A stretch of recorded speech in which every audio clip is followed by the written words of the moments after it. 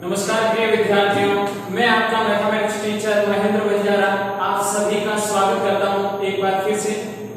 आज मैं आप लोगों के लिए लेके आया हूं संजीवनी बूटी कॉन्सेप्ट का पार्ट 9।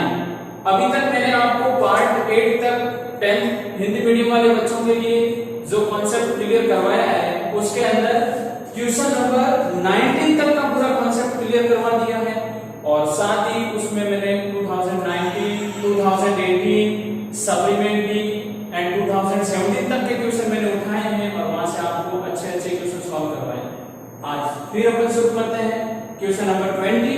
बोर्ड एग्जाम में कैसा क्वेश्चन होगा और किस टाइप का आ रहा है। अगर मैं बात करूं 2019 बोर्ड एग्जाम में ये क्वेश्चन आपके ज्यामिति से आया है, ज्यामिति वाले चैप्टर से, और ये 5 चैप्टर इंक्लूड है, इस चीज को आप ध्यान रखें। क्वेश्चन नंबर 10 से कंटिन्यू रचनाएं तक। क्वेश्चन है आकृति में AOB वर्त का व्यास है। ये आपके सामने आकृति है। इस आकृति में ये जो बाहर वाली जो आकृति वो वर्त की हो गई और इस वर्त में ये AOB किसका काम कर रहा है? व्यास का, क्योंकि ये AOB वर्त के केंद्र से होकर गुजर रहा है और मेरे को मालूम है कि व्यास क्या होता है।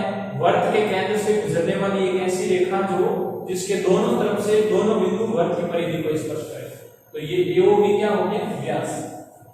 तथा C और D, C, D और E, यहाँ पे 3 बिंदु है, एक C है, एक D है और एक E है।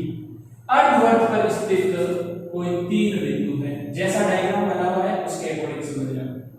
तो है तो कोण ACD प्लस कोण BCD, यानी ये दोनों कोणों का योग। कोण कहाँ है पहले को बोलते हैं, कोण ACD यानी ये वाला कोण, ये BED यानी इन दोनों कोणों का योग आपको क्या है पूछा गया है, इसका मान आपको ज्ञात करना है। तो सिंपल सा है, सबसे पहले क्या करूंगा, दिया गया क्या है, क्योंकि अपन जब भी ऐसे क्वेश्चन करते हैं तो सबसे पहले गिवन चीज लिख देते हैं। दिया गया O केंद्र वाले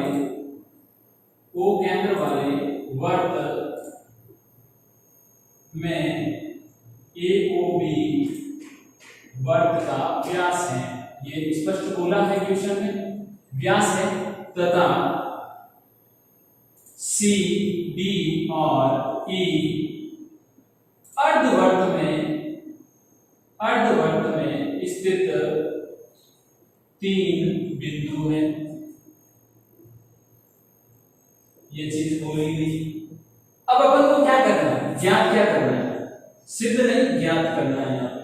ज्ञात करना है कोण ACD प्लस कोण BED का मान क्या होगा। तो सिंपल सा आप लोगों को इसके बारे में थोड़ी जानकारी होनी चाहिए कि अर्धवर्त की स्थिति में क्या होता है, वर्त में क्या क्या कंसेप्ट, क्या प्रमेय काम करते हैं। मेरे को अगर अर्धवर्त की बात हो तो मेरे को याद आ जाना चाहिए कि अर्धवर्त में बना कोण समकोण होता है, सबसे पहली चीज। और उसके अलावा अगर वर्त में कोई चतुर्भुज बन रहा है और उस चतुर्भुज के चारों शीर्ष वर्त की परिधि को स्पर्श करें तो वो चक्रीय चतुर्भुज होता है। ये भी चीज आपको मालूम होनी चाहिए, तो वो चीजें अपन इसमें यूज करेंगे। उससे पहले मैं एक रचना कर रहा हूं यहाँ पे, यानी रचना वो चीज जो इसके लिए ऑथेंटिक हो।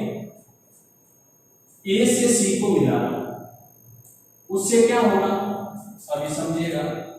AC को मिलाया, अब उत्पत्ति की ओर चलते हैं, उससे आपको ये पूरा कॉन्सेप्ट क्लियर हो जाएगा। AC को मिलाने का रीजन ये है कि यहां पर ये जो ACDE है वो एक क्या है, चतुर्भुज की स्थिति आ गई। ये एक चतुर्भुज बन चुका है। मेरे को पता है कि चतुर्भुज के अगर चारों शीर्ष वर्त की परिधि को स्पर्श करे तो वो चतुर्भुज चक्रीय चतुर्भुज होता है। तो चक्रीय चतुर्भुज में क्या है, चक्रीय चतुर्भुज में आमने सामने वाले दो कोणों का योग 180 डिग्री होता है। ये चीज भी अपन को मालूम है। तो ये दोनों कोण जुड़ के कितने हो जाएंगे? इस पूरे कोण की बात नहीं हो रही, केवल ये और ये दो कोण जुड़ के 180 डिग्री के हो जाएंगे। उसके बाद ये अर्धवृत्त जो बना हुआ है उस अर्धवृत्त में ये कोण क्या, अगर अर्धवृत्त में बात करूं तो इस स्थिति में ये केंद्र वाली स्थिति है, तो यहाँ पर ये जो कोण बनेगा वो कितने डिग्री का होगा, 90 डिग्री समकोण की स्थिति होगी। ये 90 डिग्री है और ये दोनों जुड़ के 180 हो जाएंगे, तो अपन पूरे को जोड़ देंगे तो इन दोनों का योग अपने पास आ जाएगा। तो देखें समझे, यहाँ पे आपको O केंद्र वाले वर्ग में जो अपन ने ए को मिलाया है, इस चीज को ध्यान रखें, मैंने ए से लिख दिया था, ए से ई को मिलाया, ए ई को मिलाने से ए सी डी ई एक चक्रीय चतुर्भुज जो बन गया है। ये चक्रीय चतुर्भुज की स्थिति आ गई है। अब चक्रीय चतुर्भुज में आपको सीधा नियम याद होना चाहिए कि हम जानते हैं कि चक्रीय चतुर्भुज के सम्मुख कोणों का योग कितना होता है, 180 डिग्री होता है। तो कौन से कोण, ACD और कोण AED, ये वाला कोण और ये वाला कोण, ये दोनों एक दूसरे के सम्मुख हो गए, तो कोण ACD प्लस कोण AED बराबर हो जाएगा 180। अब ये लिखना भी जरूरी है। नेक्स्ट यहां तक तो हो गया। उसके बाद AOB क्या है, AOB वर्ग का व्यास है जिसके कारण अर्धवृत्त, जो ये ऊपर वाला अर्धवृत्त है, अर्धवृत्त में जो ये त्रिभुज AEB बना है, ये एक समकोण त्रिभुज है। AEB एक समकोण त्रिभुज है। तो इससे क्या कंडीशन, यहां से क्या निकल के आया कि कोण AEB, ये पूरा कोण AEB कितना हो गया, 90 डिग्री। ये समीकरण 1 और ये आपका समीकरण 2। तो यहां इन दोनों को मिलाने से क्या चीज निकल के आ रही है, ये दो तो ऑलरेडी है और ये इसमें जोड़ दूंगा, यानी ये लेफ्ट हैंड साइड और ये लेफ्ट हैंड साइड इधर जोड़ूंगा तो बराबर में क्या आ जाएगा, राइट हैंड साइड दोनों जुड़ जाएंगे। तो समीकरण 1 प्लस 2 करते हैं, कोण ACD प्लस कोण AED, ये वाली चीज जो है जुड़ जाएगी, कोण AEB बराबर में 180 में क्या जुड़ेगा, 90 जुड़ जाएंगे, सिंपल सा। तो यहां से क्या आ रहा है, ये पूरा कोण अगर देखो AED, ये AED और ये AEB क्या बन रहा है, ये पूरा बन रहा है, इसे मैं BED बोल सकता हूं। तो यहां लिख देंगे चूंकि कोण AED प्लस कोण AEB बराबर कितना, ये सॉरी दोनों को जोड़ूंगा क्या बन जाएगा, BED बन जाएगा, BED। ये वैल्यू यहां पे रख दीजिए, आपका मान आ जाएगा कोण ACD प्लस इसकी जगह रखा हो कोण BED और बराबर ये कितना हो जाएगा, 270 डिग्री। ये चीज अपन को क्या करनी थी, ज्ञात करनी थी, क्योंकि आपको क्या पूछा था, ACD प्लस BED, इसकी वैल्यू कितनी आ गई है, 270। सिंपल सा है, कुछ नहीं करना है। जो वर्त की स्थिति है, वर्त के अंदर सबसे पहले माइंड में ये करने चलने चाहिए कि अर्धवर्त में बना कोण समकोण होता है, और उसके अलावा अगर वर्त के अंदर एक चतुर्भुज बन रहा है जिसके चारों शीर्ष वर्त की परिधि को स्पर्श करे, तो उसके आमने सामने वाले दो सम्मुख कोणों का योग 180 डिग्री होता है। ये चक्रीय चतुर्भुज का नियम है। इन दोनों का योग हो गया आपके 180 और ये 90, तो टोटल ये पूरा हो गया 270। नेक्स्ट क्वेश्चन अगर इसकी बात करूं तो ये वाला क्वेश्चन 2018 बोर्ड एग्जाम में आ रखा है,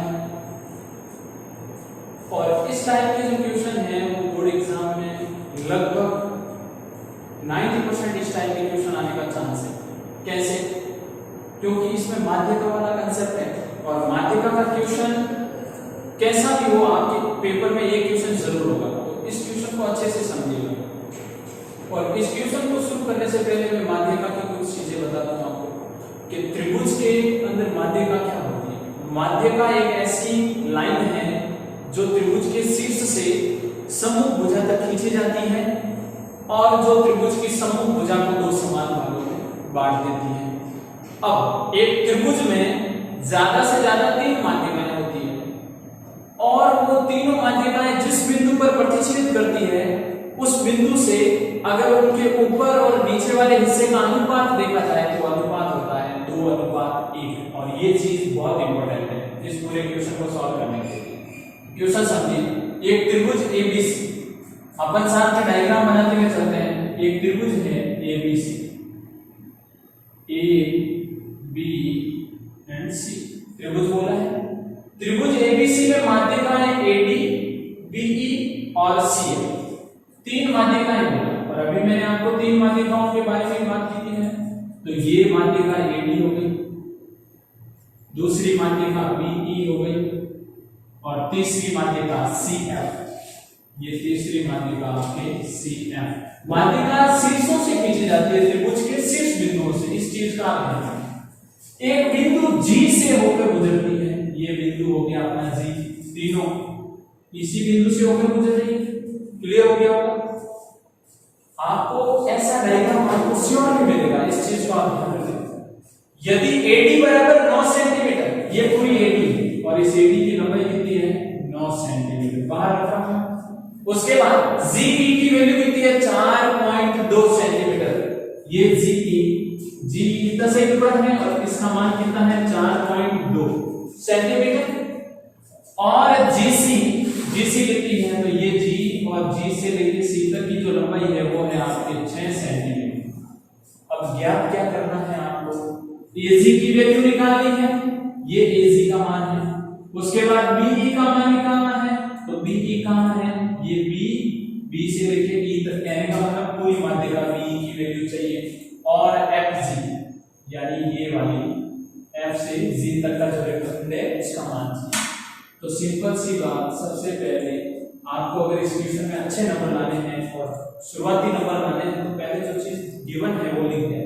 दिया गया क्या है, दिया गया है कि त्रिभुज एबीसी में 3 माध्यिकाएं, त्रिभुज एबीसी में 3 माध्यिकाएं कौन सी है, एडी, बीई व सीएफ है, जो त्रिभुज एबीसी में बिंदु जी से होकर गुजरती है। सिंपल सी बात इसमें बोली, ये अपन ने लिख दी है यहाँ पे, इस बिंदु से होकर गुजरती है। अब उसके बाद में और बोला कि जहां एडी की वैल्यू कितनी है 9 सेंटीमीटर। उसके बाद बोला जीई का मान, तो जीई का मान 4.2 सेंटीमीटर। फिर बोला है जीसी का मान, तो जीसी बराबर 6 सेंटीमीटर। अब ये काम तो आप भी कर सकते हो क्वेश्चन देख के, तो इस चीज से आप ऐसे नहीं कि ये चीज भी आप नहीं लिखो वहां पे, इसका विशेष ध्यान है। अब ज्ञात क्या करना है, तो बहुत ही सिंपल सी चीज ज्ञात करनी है। जो बिंदु जैसे एजी का मान निकालना है, उसके बाद बीई का मान निकालना है और एक और एफजी की वैल्यू भी आपको ज्ञात करनी है। तो क्या करेंगे अपन यहाँ पे, उत्पत्ति को लिखते हुए उत्पत्ति वर्ड यहाँ पे लिख दीजिए और फिर उसके बाद में इस माध्यिका का एक नियम लिख दीजिए, उसके बेस पे अपन सारा कंसेप्ट सॉल्व कर लेंगे। देखें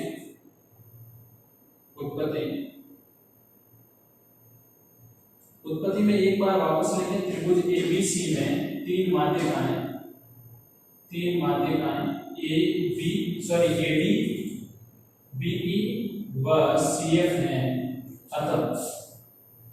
अतः हम जानते हैं, ये चीज आप जरूर लिखें, नहीं तो ये क्वेश्चन आपका सही नहीं होगा। हम जानते हैं कि त्रिभुज की तीनों माध्यिकाएं परस्पर 2:1 1 में विभाजित होती हैं। अब आपके माइंड में ये क्वेश्चन आ रहा होगा, ये कैसे? तो बहुत ही सिंपल सा है। जैसे ये त्रिभुज है, ये त्रिभुज के 3 शीर्ष हैं ABC, ये माध्यिका AD, ये माध्यिका BE और ये माध्यिका CF। ये जो AD है, ये AD पूरी किस भाग में बटी है? 2:1। कैसे? ये जो ऊपर वाला हिस्सा है, ऊपर वाला हिस्सा कौन सा? यानी जहां G पर प्रतिच्छेद किया, ये AG तक का हिस्सा तो है 2 और नीचे GD वाला हिस्सा है आपका 1। यानी ऊपर 2 भाग है और नीचे 1 भाग। तो ऊपर और नीचे वालों का अगर अनुपात देखें तो 2:1 हो जाएगा। अगर कोई संख्यात्मक रूप में वैल्यू निकालो, ये AG 4 है तो GD कितनी होगी? आप कहोगे GD 2 हो जाएगी, क्योंकि अनुपात कितना है? ऊपर 2 हिस्सा है, नीचे 1। 4 का 1 हिस्सा 2 होता है, ऊपर वाला 4 है। अगर ऊपर वाली भुजा 10 है तो नीचे वाली भुजा कितनी हो जाएगी? 5 हो जाएगी। ऊपर 2 हिस्से हैं, नीचे 1। इस चीज को आप ध्यान रखें। तो वही काम अपन यहाँ कर रहे हैं। 2:1 में विभाजित होती है, तो अपन को क्या चाहिए? AG की वैल्यू चाहिए। तो AG बराबर AG, ये A से G तक का मान, AG ये 2 हिस्सा है और ये नीचे वाला 1 हिस्सा। आपके पास टोटल किसका मान है? पूरे AD का मान है। तो मेरे को मालूम है कि ये 2 है और ये 1 है। अगर मैं सिंपल सा AG का आपसे मान पूछूं तो AG का मान आप बताओगे 2/3 AD। अब देखिए समझे कैसे। AG चाहिए, AG की तुलना इस पूरे AD से करो तो AD के टोटल हिस्से 3 हैं और 3 में से AG खुद 2 हिस्से लेके बैठा है। यानी 3 में से 2 हिस्से किसके पास है? AG के पास। तो AG कितनी हुई? 3 में से कितने? 2 हिस्से किसके हैं? AD के। 3 में से 2 हिस्से अगर AD के कर दो तो क्या आ जाएगी? AG। तो वही वैल्यू यहाँ पे रखते हैं। AG बराबर है आपके 2/3 AD। तो 2/3 का 2/3 AD का मान कितना है? 9 सेंटीमीटर। 3 से ये कैंसिल हो गए 3 बार, 3 को इससे गुणा किया तो 6 सेंटीमीटर। किसकी वैल्यू आ गई? AG। अब नेक्स्ट आपको पूछा है BE का मान। BE क्या होगी? BE की वैल्यू आपके पास है, ये पूरी BE है, जबकि गिवन क्या है? GE की वैल्यू। आपके पास दी हुई चीज क्या है? GE, और आपको पूछा क्या गया? BE। तो इस जो अंदर वाली जो माध्यिका का जो टुकड़ा है उससे आप कंपेयर करें। कैसे? अगर मैं GE लिखना चाहूं तो आप क्या लिखोगे? आप कहोगे सर ये 2 भाग है और ये कितना भाग है? 1। यानी ये 1 हिस्सा पूरे कितने? 3। तो 2 + 1 कितना हो गया? 3। तो ये वाला भाग 1 है, कितने में से? 3 में से। किसका? BE। किसका है? BE। तो देखें GE की वैल्यू आपके पास है कितनी है? 4.2 बराबर में 1/3। BE आपको चाहिए, वजन गुणा करते हैं, 3 का गुणा किससे होगा? 4.2 से, और BE 1 और 1 से गुणा होगा तो BE रहेगा 4.2 × 3, 4 × 3 12.6 हो जाएगा। तो ये BE की वैल्यू आ गई आपके पास। ये आपके पास AG का मान है।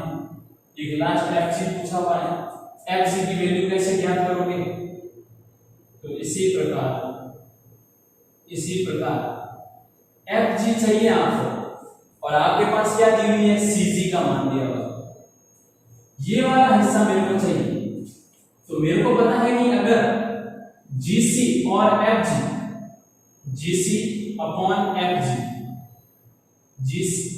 GC/FG अगर इन दोनों का अनुपात निकालो तो कितना आता है? 2:1 आता है। अभी शुरुआत में ये लिखा था कि ये वाली भुजाएं 2:1 में विभाजित होती है। तो देखें GC और FG, मेरे को चाहिए FG का मान। GC मेरे पास है कितनी? 6। तो GC 6, FG का मान ज्ञात करना है। बराबर में 2/1 वजन गुणा करते हैं, 6 का गुणा 1 से 6 हो जाएगा, और FG का गुणा किससे? 2 से। FG × 2, 2 यहां से हट के अगर उधर जाएगा तो FG बराबर हो जाएगा 6/2, यानी FG की वैल्यू हो जाएगी 3 सेंटीमीटर। तो आपको ये वाला क्वेश्चन अगर अच्छे से क्लियर करना है तो उसके लिए इस चीज के बारे में आपको अच्छे से समझना होगा। मैंने आपको पूर्णतया इसमें समझाया है। और ये वाला प्रमेय भी आप याद कर लें, इस प्रमेय को भी आप सॉल्व कर लें क्योंकि ये अच्छा क्वेश्चन है और 6 नंबर का आ भी सकता है। नेक्स्ट क्वेश्चन नंबर 21 की हम बात करते हैं। क्वेश्चन नंबर 21 जो मैं बताने जा रहा हूं ये आपके 2019 बोर्ड एग्जाम में आ रखा है। अब इस क्वेश्चन को भी अच्छे से समझें। इस क्वेश्चन को करने से पहले आपको कुछ एक प्रमेय भी आने चाहिए। प्रमेय क्या? जैसे अगर एक वर्त की बात करूं तो वर्त की त्रिज्या और वर्त की स्पर्श रेखाएं उनकी बात करें तो क्या रिलेशन होता है? त्रिज्या और स्पर्श रेखाओं के बीच का कोण 90 डिग्री होता है। इस प्रमेय को भी आप ध्यान रखें। तो क्वेश्चन शुरू करते हैं। एक ओ केंद्र वाला वर्त, एक ओ केंद्र वाला वर्त, जैसा क्वेश्चन बोल रहा है वैसा करते जाए। ये वर्त है, इस वर्त का ये क्या है? केंद्र है। ओ केंद्र वाला वर्त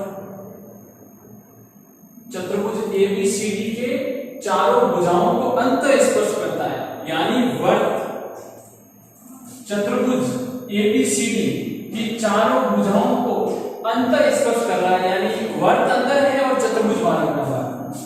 अंतर स्पर्श इस स्थिति की बात कर रहे हैं। ये जो वर्त है, ये वर्त इस चतुर्भुज की ये चारों भुजाएं, इन चारों भुजाओं को अंतर स्पर्श यानी अंदर से स्पर्श कर रहा है। अगर ये वर्त इस चतुर्भुज के बाहर होता तो क्या होता? अगर वर्त चतुर्भुज के बाहर होता तो चतुर्भुज के चारों शीर्षों को वर्त की परिधि स्पर्श करके गुजरती। इस चीज को आप ध्यान रखें। अंतर स्पर्श करता है, डायग्राम बना दिया। उसके बाद क्या होगा? पहले अपन इसका नाम दे देते हैं A B C and D, जो क्वेश्चन में बोला हुआ है। यदि AB को स्पर्श बिंदु 3:1 भागों में विभाजित करें। स्पर्श बिंदु कौन सा हो? AB इस वर्त को कौन से बिंदु से स्पर्श कर रहा है? यहाँ पे ये बिंदु है, इस बिंदु से स्पर्श कर रहा है। इस बिंदु को मैं नाम दे दूं, जैसे आपको इसमें कोई ये वर्त का केंद्र हो और यहाँ पे E बिंदु नाम दे देते हैं। AB को स्पर्श बिंदु 3:1 में विभाजित, यानी ये वाला हिस्सा 3 है और ये वाला हिस्सा 1 है। 3:1 का बोला। इधर वाले हिस्से की अगर बात करूं तो 3 टुकड़े इधर, 1 हिस्सा उधर। यानी टोटल रेखाखंड के अगर टुकड़ों की बात करूं तो 4 टुकड़े हैं। 4 में से 3 ये है और 1 वो है। विभाजित करें तथा AB 12 सेंटीमीटर है। इस पूरे AB का मान कितना है? तो AB की वैल्यू मेरे पास है 12 सेंटीमीटर। उसके बाद क्या बोला? वर्त की त्रिज्या ज्ञात कीजिए। वर्त की त्रिज्या केंद्र से वर्त की परिधि तक खींचा गया एक रेखाखंड वर्त की क्या होती है? त्रिज्या। तो ये वर्त की त्रिज्या हो गई। ये चीज आपको ज्ञात करनी है। जबकि OA आपके पास दी हुई है कितनी? 15 सेंटीमीटर। यही है OA का मान। OA कितनी है? 15 सेंटीमीटर। ये 15 सेंटीमीटर दे रखी है। ये OE क्या हो गई? वर्त की त्रिज्या। E अपन ने जो स्पर्श बिंदु माना, ये स्पर्श बिंदु इस AB को 3:1 में विभाजित करता है, जबकि AB का मान कितना है? 12 सेंटीमीटर। OE क्या है? त्रिज्या 8। अभी मैंने आपको क्या बोला कि वर्त की स्पर्श रेखा और त्रिज्या अगर आपस में कोणों की बात करूं तो 90 डिग्री का कोण बनाती है। वो कंसेप्ट अपन इसमें यूज करेंगे। तो सिंपल सा है। सबसे पहले क्या चीज बात होगी? दिया गया क्या? गिवन दिया गया O केंद्र वाले वर्त, O केंद्र वाले वर्त, ये O केंद्र वाला वर्त है। चतुर्भुज ABCD, चतुर्भुज ABCD की चारों भुजाओं को अंतर स्पर्श करता है। अब ये चीज आपको माइंडली क्वेश्चन को अच्छे से पढ़ के समझ के फिर लिख देनी है, क्योंकि इससे आपको मार्क्स जरूर मिलेंगे। क्योंकि मार्क्स डिवाइड करते हैं, बांटे जाते हैं। दिया गया, सिद्ध करना, उत्पत्ति या रचना, इन सब के बेस पे मार्क्स मिलते हैं। ज्यामिति वाले क्वेश्चन स्पर्श करता है यदि AB को स्पर्श बिंदु 3:1 में विभाजित करते हैं, जहां माना स्पर्श बिंदु E जो AB को 3:1 में विभाजित करता है, 3:1 में विभाजित करता है तथा पूरी AB की बात करूं तो AB कितनी है 12 सेंटीमीटर, सिंपल सी ये भी 12 सेंटीमीटर है तथा जहां OA बराबर 15 सेंटीमीटर है। ये चीज आपको लिखनी कंपल्सरी।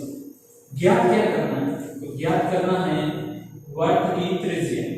अब इस वर्त की त्रिज्या कौन है? OE। वर्त की त्रिज्या ज्ञात करनी है। वर्त की त्रिज्या OE का मान आपको ज्ञात करना है। तो समझिएगा उत्पत्ति के बेस पर बात कर रहे हैं। ये AB अभी अपन ने माध्यिका वाले कॉन्सेप्ट में क्या समझा कि माध्यिका 2:1 में विभाजित होती है, तो उसके संबंध को भी पढ़ा था, जैसे 2:2/3 या 1/3 ये चीज अपन ने समझे, वो कि वो यहाँ पे समझना है। अगर मैं AE की बात करूं, ये केवल AE आपको अच्छे से समझना है कि AE क्या? AE का मतलब ये टोटल 4 हिस्से हैं AB के, टोटल 4। AB के टोटल हिस्से कितने? 3 + 1 4। 4 में से AE के पास कितने हैं? 3 ही तो है। किसकी? AB की। अगर AB का 3/4 निकालूं तो क्या आ जाएगा? AE आ जाएगा। ऐसे कैसे? EB की अगर बात करो, EB क्या है? एक हिस्सा। कितने में से? टोटल 4 में से। किसका? पूरे AB। ये चीज बहुत इंपॉर्टेंट चीज है, इसे समझना है कि ये जो AE है, AE के पास कितने हिस्से हैं? 3। कितने में से है? पूरे 4 में से। किसके? AB के। ध्यान रखना इस चीज। तो वही काम अपन यहाँ पे करेंगे। O केंद्र वाले वर्त जहां चतुर्भुज ABCD की चारों भुजाएं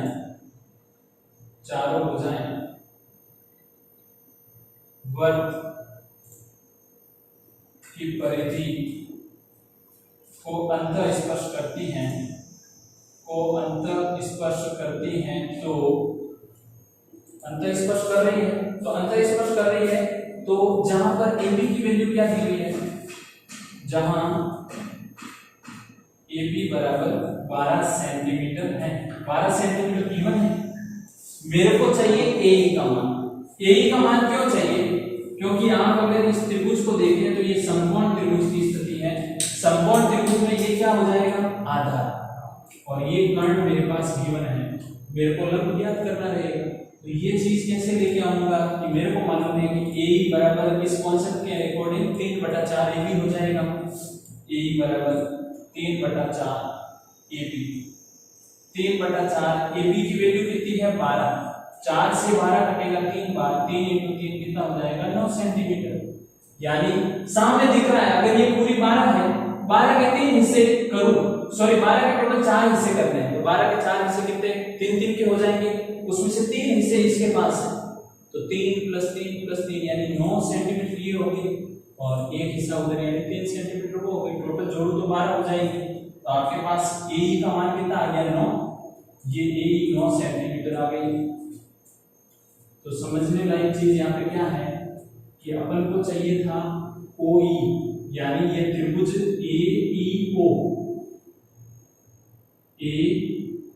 AEO जहां कोण E बराबर कितना है? 90 डिग्री। ये त्रिभुज, इसका ये कोण 90 डिग्री है। अगर ये कोण 90 डिग्री है तो यहाँ पर मेरे को पता है कि पाइथागोरस प्रमेय काम कर रहा है। पाइथागोरस प्रमेय से, क्योंकि समकोण त्रिभुज के अंदर पाइथागोरस प्रमेय काम करता है। और पाइथागोरस प्रमेय क्या है? कर्ण स्क्वायर बराबर आधार स्क्वायर प्लस लंब स्क्वायर। या अपन ऐसे सिंपल लैंग्वेज में समझे तो किसी त्रिभुज की 2 भुजाओं के वर्गों का योग त्रिभुज की किसी तीसरी भुजा के वर्ग के बराबर होता है। तो वही कांसेप्ट, कर्ण स्क्वायर बराबर आधार स्क्वायर प्लस लंब स्क्वायर। कर्ण क्या है यहाँ पे? AO का स्क्वायर। आधार क्या है? आधार है AE का स्क्वायर। लंब क्या है? EO का स्क्वायर। अब आपको ये भी चीज मालूम होनी चाहिए कि आधार लंब इनको क्यों माना जाता है, क्योंकि ट्रिग्नोमेट्री त्रिकोणमिति में अपन पढ़ते हैं कि थीटा के सामने वाली भुजा हमेशा लंब होती है और जिसके ऊपर थीटा बना हुआ होता है वो चीज आधार होती है। तो वही कंसेप्ट यहाँ पे मैंने काम में लिया है। ए ओ का मान कितना है 15 का स्क्वायर कर दीजिए। ए ई की वैल्यू कितनी है 9 का स्क्वायर। ई ओ आर यानी ये त्रिज्या है अपनी जो ज्ञात करनी है। 15 का स्क्वायर 225, 9 का 81 प्लस आर स्क्वायर। 81 को इधर भेजिए तो 225 माइनस 81 बराबर आर स्क्वायर। लेस करते हैं तो कितना बचेगा आर स्क्वायर बराबर यह हो जाएगा आपके 4 और 22 में से 8 जाएंगे तो कितने बचेंगे 14। 144 स्क्वायर हटेगा तो इधर क्या आएगा रूट और 144 किसका होता है 12, यानी आपके पास त्रिज्या की वैल्यू कितनी आ गई है 12 सेंटीमीटर। देखें 5 में से 1 जाएगा तो 4 बचेगा, ऐसे कैसे 22 में से 8 जाएगा तो 14 बच जाएगा और 144 अगर बात करूं तो ये होता है 12, जो त्रिज्या की वैल्यू अपने पास आ गई। लास्ट क्वेश्चन अपने इस वीडियो का क्वेश्चन नंबर 21। दी गई आकृति में कुछ कोणों को x, y और z से चिन्हित किया गया है। 3 कोण आपके पास है x, y और z, ये आकृति में गिवन है, उसके अंदर ये 3 कोण चिन्हित किए हुए हैं। इन कोणों के मान ज्ञात कीजिए। आपको इन दोनों तीनों कोणों की वैल्यू ज्ञात करनी है। ये वाला क्वेश्चन 2018 बोर्ड एग्जाम में आया है तो इसको ध्यान रखें। और 2019 में अगर बात करूं तो इसी कॉन्सेप्ट के ऊपर आधारित 6 नंबर का क्वेश्चन आ रखा है, तो अच्छे से समझिएगा इसे। दी गई आकृति में जो चीज गिवन है वो एक बार लिख दीजिए। तो दिया गया क्या है, दिया गया आकृति में कुछ कोणों को, यानी आकृति में कुछ कोण जो x, y व z से चिन्हित हैं तथा आपके पास यहां पर अगर इसको अपन नाम दे दें जैसे a, b, c, d, e और f, तो इस कंडीशन में ये कोण A बराबर 65 डिग्री है, कोण F बराबर 91 डिग्री है। ज्ञात क्या करना है, तो ज्ञात करने वाली चीज लिख लीजिए आप। ज्ञात करना है कोण B, यानी ये x डिग्री में है, ये चीज मेरे को निकालनी है। कोण C y डिग्री में है एंड कोण D जो z डिग्री, ये चीज अपन को क्या करनी है, ये तीनों ज्ञात करनी है। B, C, D और इन तीनों की वैल्यू ज्ञात करनी है। उससे पहले 2 पर अच्छे से मालूम होनी चाहिए। पर में क्या है कि आप लोगों को मैंने अभी समझाया शुरुआती वीडियो के पहले